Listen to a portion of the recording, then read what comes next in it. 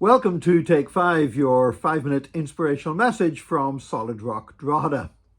I don't know if I'm the only person who does this. Maybe some of you do the same thing. I end up Googling actors to try and discover who they are. So often I'll be watching a film or a TV program or something on Netflix, and an actor comes on or an actress and their face is really familiar. And I turn to my wife, Janice, and say, where do I know his face from? And we can't think of it. So I'll end up Googling it and ending up reading who the actor is and reading their Wikipedia entry, and then realize, of course, I saw them in such and such and so on. Well, recently, this was the way that I stumbled across the Wikipedia entry of Mahershala Ali. Now, if you're not familiar with Mahershala Ali, he's an actor. He was in the film The Curious Case of Benjamin Button. He was in The Hunger Games and House of Cards. He actually won a couple of Oscars for Best Supporting Actor in Moonlight and also in Green Book. And just as I was looking this up, something really caught my eye. His full name is not Mahershala. That's a shortened version of his name. His full name is Mahershalal-Hashbaz. And that immediately caught my eye because I don't know if you're aware or not, but that is the longest word in the Bible. The longest word in the English Bible at 18 letters long is Mahershalal-Hashbaz. And it was the name that the Lord told Isaiah to give to his second son.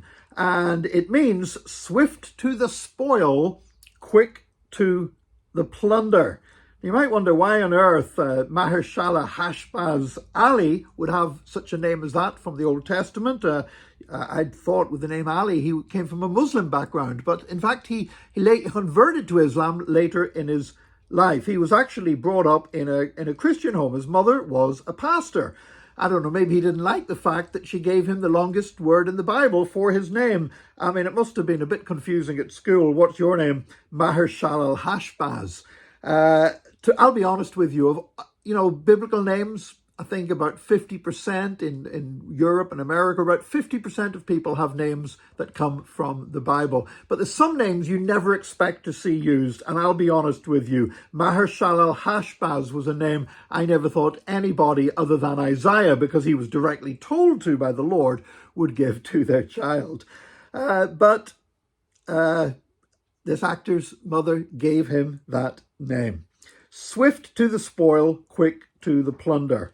Now, it is context in the book of Isaiah, leaving aside the poor actor growing up with that name.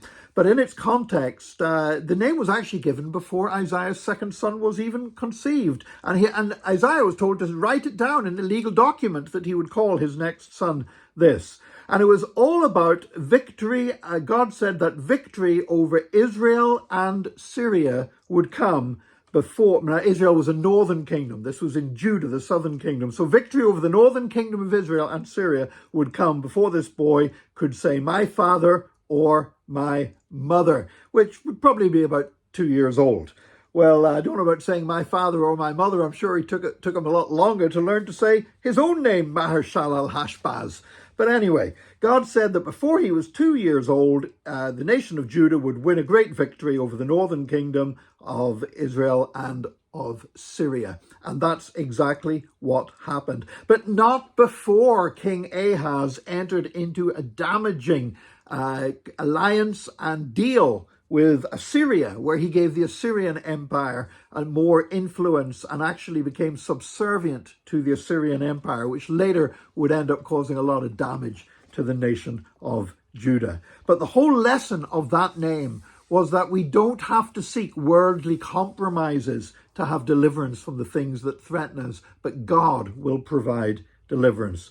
Not a name that I would choose. Any of you out there expecting to have kids and you're wondering what to call them, please don't call your child Mahershalal-Hashbaz, but it is a name which in its original context is full of meaning that God will give us deliverance. We don't have to rely on the works of the flesh or making ungodly compromises. And that's a lesson that sometimes we all need to learn. God bless you today. Join us again next time for another Take 5, your 5-minute inspirational message from Solid Rock Drogheda.